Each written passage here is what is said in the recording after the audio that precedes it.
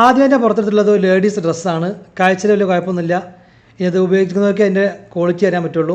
അടുത്തായിട്ട് നമ്മൾ എടുക്കാൻ പോകുന്നത് ഒരു പ്രൊജക്ടറാണ്. ഗ്രൂപ്പിലൊക്കെ ധാരാളമായിട്ട് ചർച്ച ഉണ്ടായിരുന്ന ഒരു പ്രൊജക്ടറാണിത്. നല്ല ക്വാളിറ്റി ഉണ്ടെന്നാണ് ഗ്രൂപ്പിൽ നിന്ന് അറിയാൻ സാധിച്ചിട്ടുള്ളത്.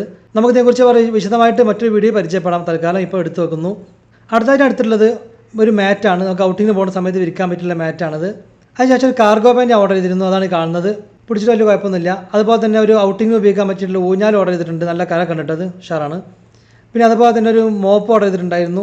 നമ്മൾ നാട്ടിൽ സാധാരണ ഉപയോഗിക്കുന്ന രീതിയിലുള്ളതല്ല, എന്നാലും ഫ്രീ ആയി കിട്ടിയതുകൊണ്ട് ഞാൻ വാങ്ങിയതാണ്. ഇപ്പോൾ കാണുന്നത് പല്ലൊക്കെ ക്ലീൻ ആക്കാൻ പറ്റിയുള്ളൊരു ഉപകരണമാണ്.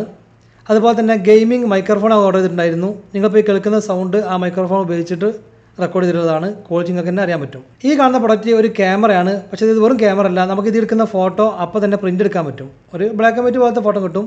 അവസാനമായിട്ട് കാണുന്നത് നമുക്ക് ആ മൈക്രോഫോൺ വെക്കാൻ പറ്റിയുള്ള സ്റ്റാൻഡാണത്. അപ്പോൾ ഇത്രയും പ്രൊഡക്റ്റുകൾ എനിക്ക് ഷൈന് തികച്ചും ഫ്രീ ആയിട്ട് ലഭിച്ചിട്ടുള്ളത്.